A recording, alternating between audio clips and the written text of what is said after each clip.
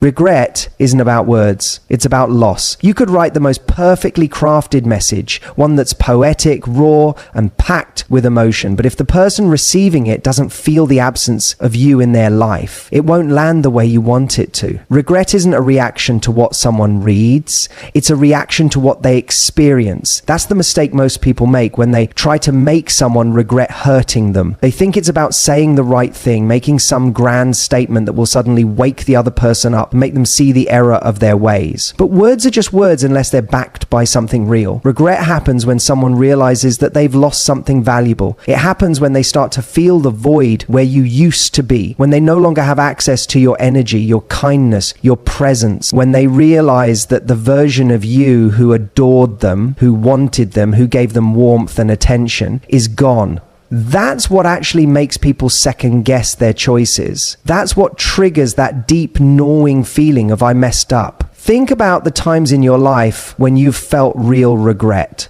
Was it because of something someone said to you, or was it because of something you felt? A moment when you realized that something you had taken for granted was slipping through your fingers. Maybe it was a relationship where you thought you had more time, only to realize too late that the other person had moved on. Maybe it was a job opportunity you didn't appreciate until someone else took it. Maybe it was a friendship you neglected until you found yourself feeling lonely. Regret isn't intellectual, it's emotional, and it's triggered when a person starts to feel the consequences of their actions. That's why sending an emotionally charged message, one filled with pain or resentment, usually doesn't have the impact you hope it will. If anything, it does the opposite. When you pour out your feelings in a way that suggests you're still waiting for them, still hurt by them, still holding on to the past, you confirm to them that they haven't actually lost you because you're still engaging. You're still giving them access to your emotions. And if they know you're still emotionally invested, then they don't have to feel the full weight of losing you. They don't have to face the reality of what life without you actually looks like. But when you step back, when you go quiet, when you actually start to move forward in a way that's not about trying to get a reaction, but about genuinely reclaiming your energy, that's when regret starts to settle in. Not because you said the perfect thing, but because you stopped saying anything at all. Because suddenly there's a noticeable shift. They're no longer the center of your attention. Their actions no longer elicit a response from you. And that is when they start to wonder, wait, did I lose her? The irony is most people think that making someone regret hurting them requires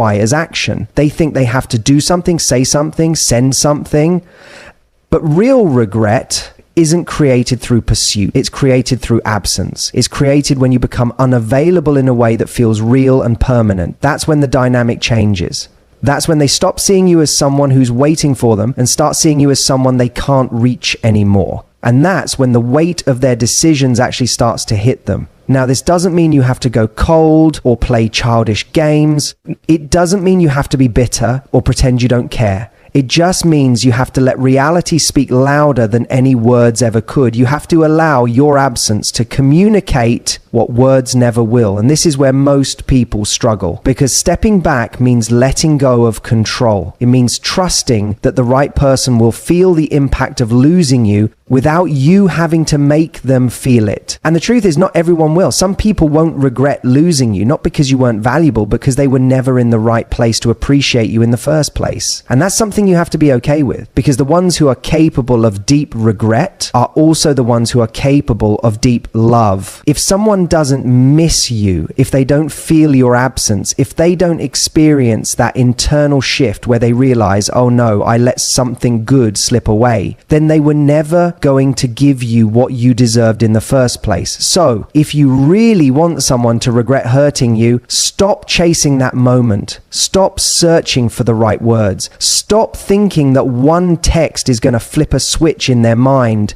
Instead, focus on yourself, on your own energy, your own growth, your own happiness. Because the real power move isn't in making someone regret losing you. It's in becoming the version of yourself that never has to convince someone of your worth in the first place. And if they do regret losing you, if they do start to feel that absence, then let them sit with it. Let them feel the weight of their choices. Because if they truly value you, they'll do more than just regret it. They'll show up differently. They'll fight for you. And if they don't, then the only regret you should care about is the regret they'll feel when they realize far too late that you were never waiting for them to figure it out. If there's one thing people underestimate when they're hurt, it's the power of silence. When someone wrongs you, when they hurt you, betray your trust, or walk away like you were replaceable, your instinct is often to correct them, to make them see what they lost, to shake them into realizing that they made a mistake. And so, what do most people do? They send long texts. They try to appeal to logic. They list all the ways they were good to this person, hoping that the sheer weight of the truth will be enough to spark regret. But here's what you need to understand. Regret doesn't come from being told you made a mistake. It comes from feeling it. People don't regret losing someone because they read a message explaining why they should. They regret it when they start to feel the absence of that person in a way that disrupts their world. And nothing creates that feeling more powerfully than silence. When you choose silence instead of reaction, you shift the entire dynamic. You go from someone seeking validation to someone who is the validator. You signal without a single word that your value is not up for debate. And that's what gets under someone's skin. That's what makes them start to second guess themselves, because suddenly they're left alone with nothing but their own thoughts. And that's a far more powerful consequence than any emotional message you could ever send. Think about the times in your life when you've experienced real loss. It's not the moment someone tells you they're done that hurts the most. It's when you realize that their presence is truly gone. It's when you look around and see the empty space where they used to be. That's when regret sets in. That's when the mind starts racing with what if, and did I mess up, and can I fix this? But for someone to feel that, they have to be given the space to feel it. If you keep inserting yourself into their world, reminding them of your presence, even in a negative way, you protect them from that discomfort. You become a buffer between them and their own feelings. This is why silence is so effective. It forces the other person to face the consequences of their actions without you having to do anything. No explanations, no justifications, no attempts to convince them of what they lost. Just space. And space creates contrast. Contrast is everything in human psychology. People don't realize the value of something until it's no longer there to take for granted. We do this with relationships, with friendships, with careers, with everything in life. When something is constant, we get used to it. It becomes background noise. But when it disappears, when the rhythm of our life changes, that's when we wake up to what we had. This is exactly why chasing someone or continuously engaging with them after they've hurt you delays their ability to feel regret. Because if you're still there, arguing, explaining, waiting, they don't feel the contrast. They don't feel the shift. They don't feel your absence. And if they don't feel that loss, they don't get the chance to miss you. This doesn't mean you have to be cold or shut yourself off from emotions. It doesn't mean you have to pretend you don't care when you do, but it does mean that you have to resist the urge to seek closure in the form of reaction, because true closure doesn't come from what they say in response to you. It comes from you deciding that you don't need their response at all. The person who hurt you is expecting something from you. Maybe they're expecting anger. Maybe they're expecting tears. Maybe they're expecting you to beg or try to make them see your worth. When you give them silence instead, you disrupt their expectations. You create a question mark in their mind. And people hate uncertainty. They hate not knowing how you feel, what you're thinking, what you're doing. That uncertainty becomes the breeding ground for doubt. And here's where the real shift happens. When you choose silence, you don't just make them question losing you, you make them question themselves. Because suddenly,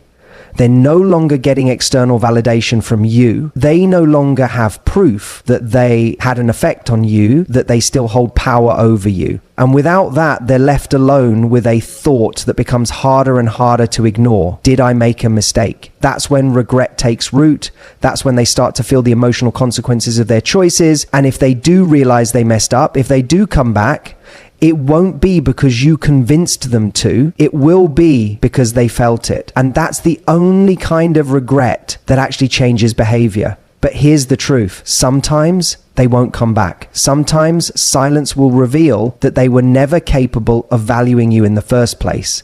And that's a painful reality to accept. But it's also a gift. because it frees you from wasting more time on someone who was never meant to hold a place in your future. So if you truly want someone to regret hurting you, resist the urge to hand them that realization on a silver platter. Let them sit with their own choices. Let them feel the weight of your absence. And most importantly, let yourself move forward with the kind of grace and self-respect that makes it clear you were never waiting for them to realize your worth. They were simply too blind to see it. If you really want someone to regret hurting you, you have to understand a fundamental truth about human nature. People don't value what they don't have to work for. When you keep chasing after someone who hurt you, when you keep explaining why they were wrong or trying to get them to see your worth, you're actually doing the opposite of what you think. You're making it easier for them to move on, because every time you reach out, you're reinforcing the idea that they can have access to you no matter how they treated you. And if they know they can still reach you, if they know they haven't really lost you, then they never get to experience the full weight of that loss. Regret is not born from words. It's born from realization. And realization only happens when someone is forced to feel the consequences of their actions. If they don't feel that loss,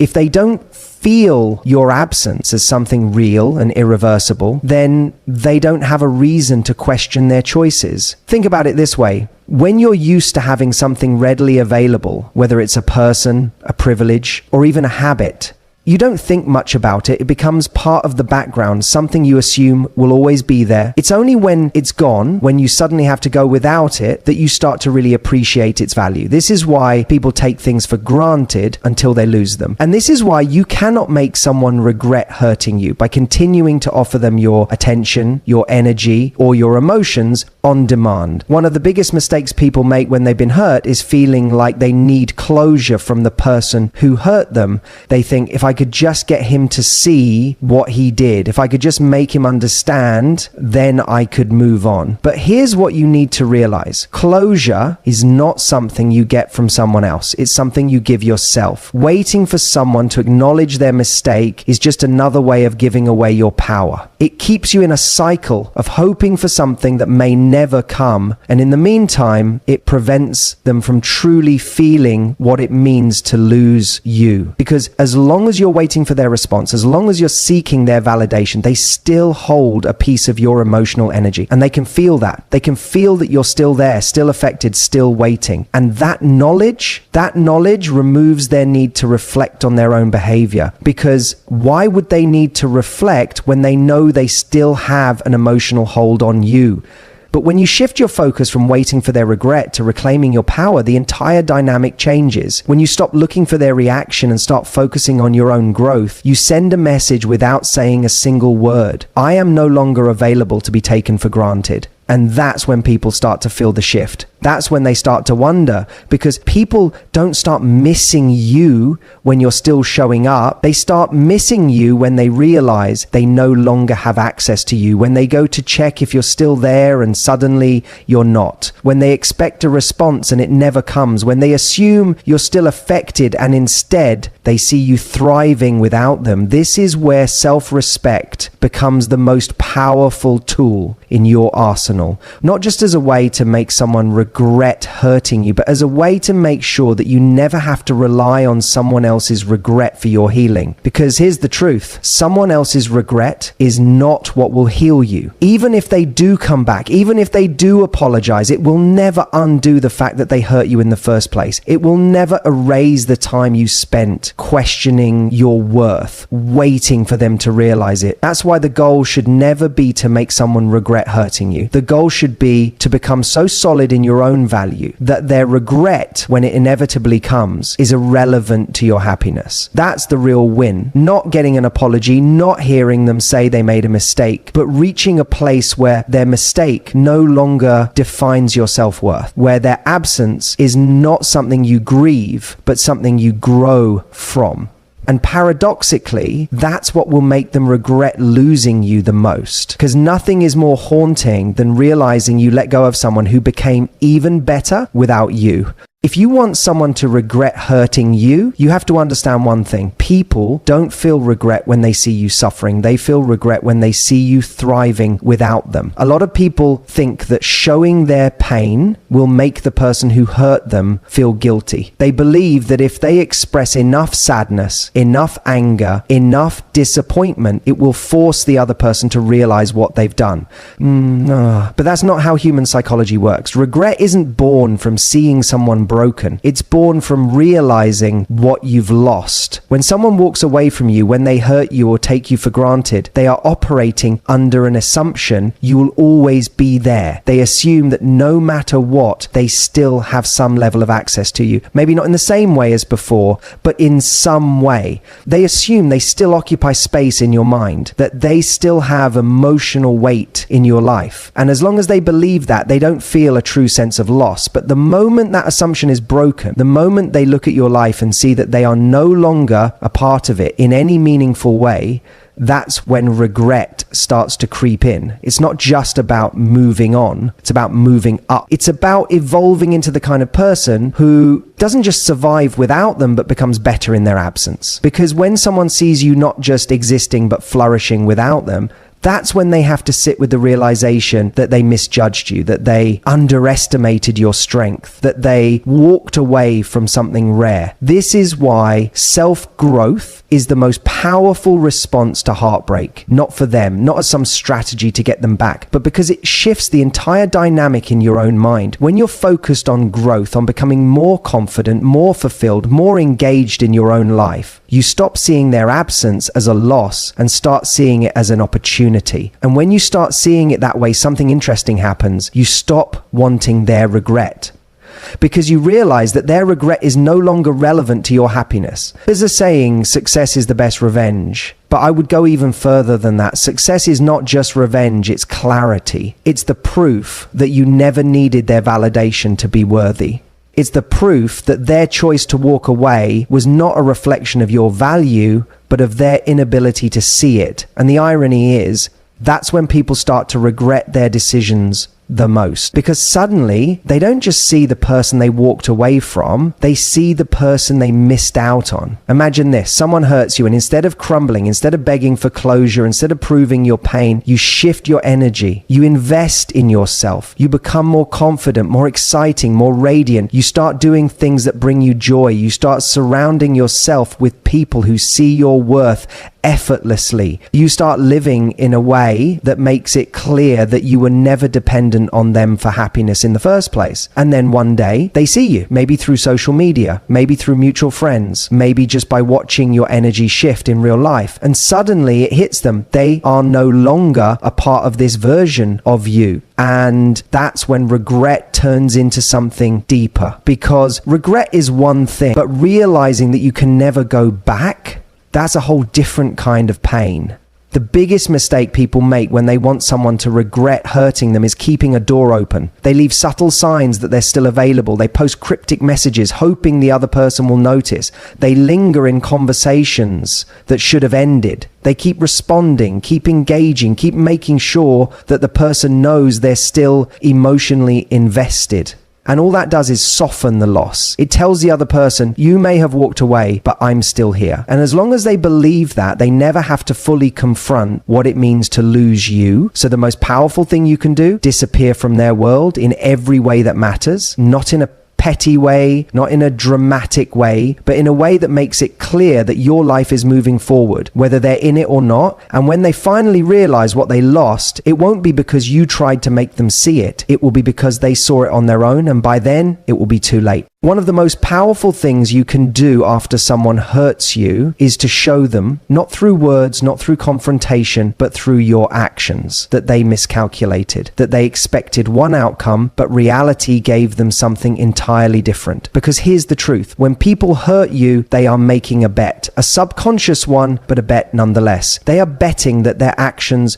won't come with real consequences, that even if you're upset, even if you react, even if you express your disappointment, they won't truly lose you. That over time, things will smooth over and they'll still hold some level of significance in your world. And most of the time, that bet pays off. Because when someone hurts us, our first instinct is often to prove our pain, to show them how much they affected us, to demand accountability, to seek an explanation. And ironically, that reaction actually gives them what they want, relevance. Because as long as someone knows they still have an emotional grip on you, they don't fully feel the weight of their actions. But what happens when the outcome they expected never arrives? What happens when they look up and realize that instead of being consumed by them, you have outgrown them? That the version of you they hurt is not the version of you that exists today? That's when regret starts to settle in, not as a fleeting thought, but as a deep, gnawing realization. Because what people truly fear is not your anger, it's your indifference. Anger still implies emotional investment. It means they still hold space in your mind. But indifference? That's terrifying because it means you have placed them in a category that no one ever wants to be in,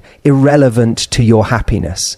And the only way to reach that level of indifference is to make a fundamental shift, one that most people never do. Instead of trying to make them see what they lost, focus entirely on what you are gaining without them. Because the moment you shift your focus from them to you, everything changes. Your energy changes, your confidence changes, your standards change. You stop operating from a place of trying to elicit a reaction, and instead you start living in a way that makes it clear you were never the one who lost in this situation. And here's where it gets interesting. When someone hurts you and expects you to react in a certain way, whether it's by chasing them, seeking closure, or proving your worth, and instead they see you thriving in a way they never anticipated,